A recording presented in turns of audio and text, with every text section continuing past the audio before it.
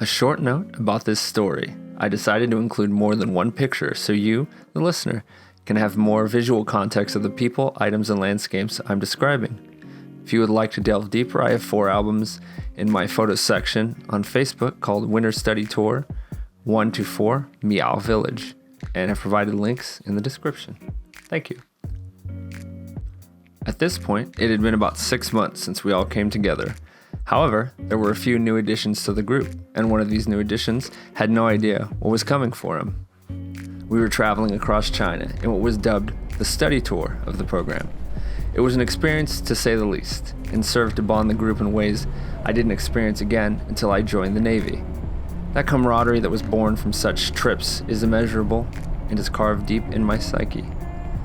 Although our next stop was the Miao village in the southern China, I think the details are a bit muddled since this happened over a decade ago. The bus we were riding across China pulled to a stop in a large asphalted area that had a few basketball courts in the middle, flanked by buildings serving as a town square of sorts. As we took in the new but familiar area surrounding us, we noticed the people, their smiles, laughs, and inquisitive nature. They were shy, coy, and apprehensive at the beginning, but these people would show us a full array of spectacles for our benefit. When the shock of the moment relaxed, we were informed that there were no roads to the village we would be staying at, and that we would be walking all of our baggage or any of our items into the village, which was about 2 to 3 hours away. Some were excited to start a new adventure and get the blood flowing, some a bit dreadful of their abilities, and some giving into the moment and playing along. As we got situated physically and mentally, we started the journey? Adventure? I mean, it was no Lord of the Rings toil from the Shire to Mordor, but it was a memorable experience, nonetheless. After we were a few hills away from the village, some of the women and children came cresting over the hill wearing traditional Miao garments, vivacious designs with boisterous colors and patterns that caught the eye and made the mind dance. This, however, paled in comparison to the headdresses being adorned. Ornate and beautifully crafted objects made of tin that could proudly be placed in any world-class museum. It rang, chirped, and sung with the clanks and clangs of metal on metal colliding as the villagers walked up the hill. It was a sight to behold. These women were surrounded on both sides of the road by men playing a local instrument whose name escapes me, but that was a preview of the festivities to come. One of the traditions was to give newcomers a drink of baijiu, which is traditional rice alcohol that was made in the village. Everyone had to have a minimum of 1 drink. Well, everyone but me. I was a lifelong non-drinker, and Pat informed me that they were okay with me not drinking, but I had to stick to it, meaning if I had 1 drink, then I would have to drink the same as everybody else, which for me wasn't hard, but if they saw me take 1 drink, then I couldn't refuse another, as I stated before. And as I watched my friends take drinks of what appeared to be some rough alcohol, it hit them hard in the stomach as we'd been hiking and once again tired, hungry, and thirsty. We were guided into the village to the schoolhouse that was like something out of a Western novel. The walls were built of thin wood slats that had no insulation. Everything made of wood that had the look of aged, crafted lumber, the true vintage ideal you get from time beating down on it. The village itself was like a snapshot from times long past, with what looked like rickety wood structures barely holding together, but were venerable buildings that would stand the test of time. Roofs covered in tiles that resembled the terracotta ones you'd see in Southern California, but had a dark tinge of brown and covered in snow. The quirk of this adventure came in the form of traditional rules, one set in stone by decades, generations of superstition. There was a wedding plan, but was upset twice by various reasons that forced a rescheduling. This would not be a problem if there was not a tradition that a marriage could not be rescheduled more than twice. If a third or more happened, the marriage was doomed to fail. The second time of fate crashing down on the couple demanding that their officiation into unity be postponed, there was a tragedy. As you read this, or hear this, you might be waiting on bated breath thinking the worst has happened. Oh no, the bride, the groom, might have been called to the hereafter. It was something more natural in its presentation. A village elder had passed after being sick for some time, so a funeral was in order, which unfortunately lined up on the same day as the wedding. Tradition decreed that the marriage couldn't be postponed and the funeral must happen that day, which meant that we walked into a funeral and a wedding, like a movie once boasted. Or was that 2 weddings and a funeral? But this juxtaposition of fate only heightened the experience for us all. It was a rare occurrence for the village and something that was memorable for everyone, local and foreign. To list all the activities would be monstrous and last for hours and hours of description, so I decided to hone in on the celebrations that greased the wheels of fate to get the picture of Solo that I started with. After we had arrived and been shown introductory speeches, dances and fervor were shown to the homes that would serve as a homestay of sorts. Me and Solo got placed into a family and were led to the house that was aged but looked as if it was built with purpose, letting go of the frivolities of the city. As I described before, it was built simply for shelter with board walls, no insulation, and a staircase that ascended into the ceiling leading to a second story. There were no banisters, railings, or deckanets, only purpose. This also meant that the opening to the staircase and a 1-story fall onto a concrete slab was laid bare and open to nighttime folly. There was no electricity that I can remember, only lamps or candles that dimly lit the room in an atmospheric way that brought back memories of stories on the prairie. I am not snubbing the accommodations, merely revisiting the cherished memories that I can siphon from my failing memory. As we explored the rooms of the building, we became aware of the tranquility of this place as the rigors of the city life melted away. The shock and awe of the simplicity was setting in, and it was euphonious. The parents showed us kindness and wonder, turning our perceived advantages to childlike wonder shown through our foreign faces and practices. It was now our time to be shy, coy, and apprehensive as our roles switched. We were taken to the village schoolhouse again and notified of the day's proceedings, which was to tend to the funeral, which was to happen on a mountainside, with everyone giving a hand in the digging and covering of the wooden casket. The elder was an old woman that looked at peace, merely sleeping, resting with her thoughts of the future of her village. This was in contrast to the upheaval and chaos of the earth strewn about the casket, making a cacophony of visions and sounds that danced in your mind, if you let it. After the pageantry of tradition played its role, we were guided back to the village and sent to a large house that seemed to sit the entire village. This was a great room that seemed never-ending, becoming a hall that had transformed itself into a temporary home for the wedding preparations. We were shown a large table that went almost from one end of the room to the other, making a grand statement about an invitation to sit and rejoice in these walls. After the introduction of this great hall, we were whisked away to the open air that was brimming full of possibilities. As we walked in line like cattle, with just as much knowledge of our fates, we came upon an open area that resembled a soccer field, except not as prim and proper, because it was sparse with grass and mud. A lonely pig stood with a braided rope that was writhing and squirming apart as the individual braids were moving like 2 polarized magnets. The rope was covered in mud, tied to his left leg. And I say his, because I decided to nickname this little piggy Gordy, after the famous pig in Charlotte's Web. Unfortunately, the Gordy in this story doesn't meet the same happy ending. After the wedding food was prepared and all the libations were spilled into the air, ground, and bellies of the attendees, we returned to the great hall. Its grandeur was achieved with such ease without ornate or gaudy decor, it might seem indecorous. The once empty table that sat seemingly ready for celebration was alive with food and drink. There were small bowls of rice and others with meat inside placed in a symmetrical pattern that begged to be toppled with childlike glee, resembling a game of Jenga, with a few key pieces holding the entire structure together, perfectly balanced, waiting for catastrophe to strike. Once the celebration started, it didn't let up until everyone was deep in the night, or so it seemed because of the lack of engineered light. As anyone who's been camping knows, it feels like the night is forever, and its trenches of time seem to last forever, even if it's only been minutes or hours. I can't say when the party ended, but it was something that was tied to my soul, my very DNA. Unfortunately, my mind is another matter, as my memories slowly crumble, and its intricacies unravel and turn into echoes.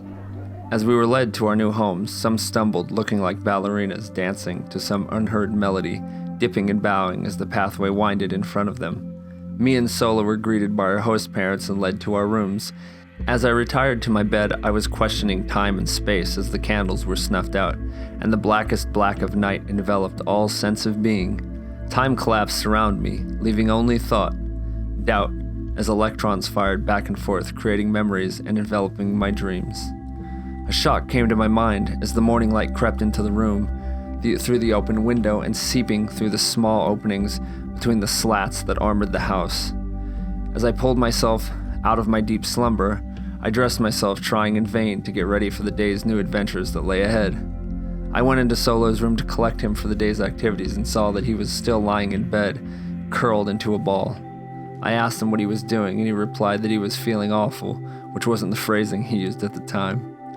He had come down with something not yet identified and had come to this day through a torture chamber of experiences. The night wasn't kind and had drained the energy and life out of him. He had spent the night vomiting in our unconventional housing and scurried around in the night trying to find the way to the stairs and outside to freedom. Unbeknownst to him, a safety measure was put into place. A large sheet of wood was placed over the opening in the second-story floor, assuredly, so neither of us fell down the stairs in the pitch darkness of night.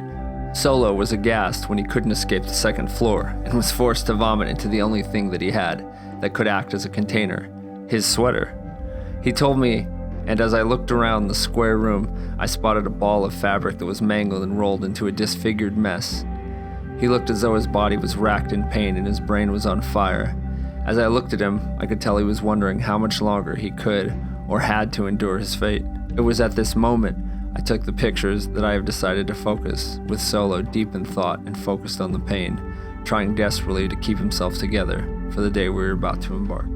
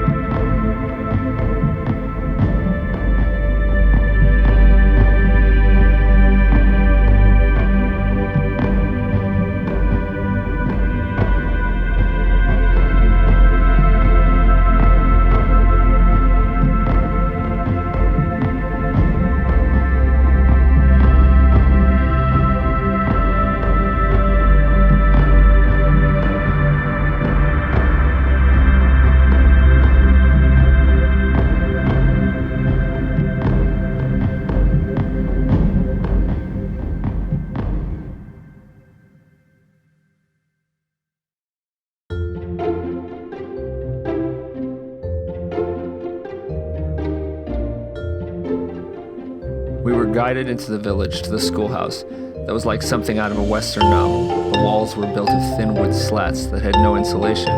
Everything made of wood, aged, vintage.